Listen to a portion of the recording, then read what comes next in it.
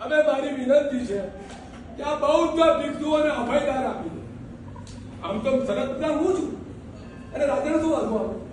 જેને શરત મૂકી હોય હવે એ જ કહે છે કે મારે આ બૌદ્ધ ભિક્ષુઓને કોઈને પણ હળવા નથી તો રાજા નથી. રાજાએ પેલા હરિભદ્રની વાત સ્વીકારી અને રાજાએ જાહેરાત કરી કે આ જૈનાચાર્ય કહે છે કે આ બધા બૌદ્ધ ભિક્ષુઓને અભયદાન આપી દો. અને જેવી આ વાત આખા પ્રજામાં ફેલાઈ, બોલો શું થાય? જૈન ધર્મની વાહવા થઈ ગઈ કે આ બધા અને કોણ કોણ છે આપણા? આપણે કટ્ટર શત્રુ છે. આ બૌદ્ધો આપણા ઉપર બહુ વેર રાખે અને અમારો નાશ કરવાનો સમય આવી ગયો છે.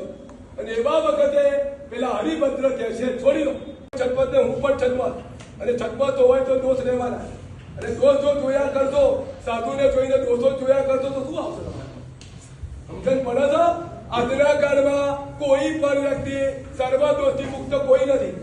બધામાં નાના મોટા ઊંચા બધા અંશે દોષો રહેવાના છે, પણ તમે જે જોશો તમારામાં આવશે.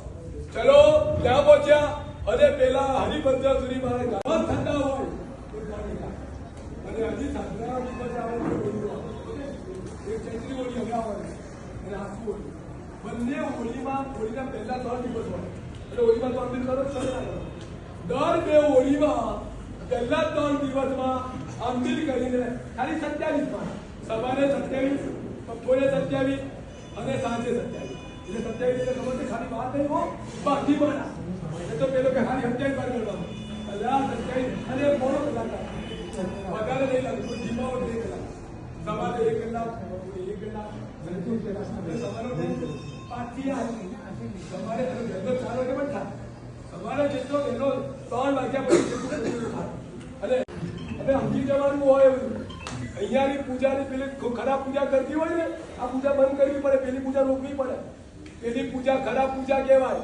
એ ખરાબ પૂજા તમે અહીંયા બેસી જાઓ અને પેલી ત્યાં કામ પતાઈ આવે તો પૂજા કરાય, પાપ લાગે. એ વખતે ઘરમાં બેવું પડે અને પેલું શિર સંભાળવું પડે. આવું બધું ચોખ્ખું બોલાય, ખબર પડે છે ને બધું. તમે ધર્મ કરાવતા પેલી પાપ બાંધે તો આવો ધર્મ કહેવાય? કોઈ ધર્મ કહેવાય ને? ન કહેવાય. ઘરના વ્યક્તિઓનું સંભાળ રાખવી એ પહેલો ધર્મ છે. અને એ પછી તમારો આ ધર્મ અંબાનો બીજો નંબર ધર્મ છે. ચલો જ્યાં બોલ્યા ઓમકાર રીમકારમાં શું આવ્યું? ચોવીસ ભગવાન અને શેનું શક્તિ. પછી આગળ શું આવ્યું? અને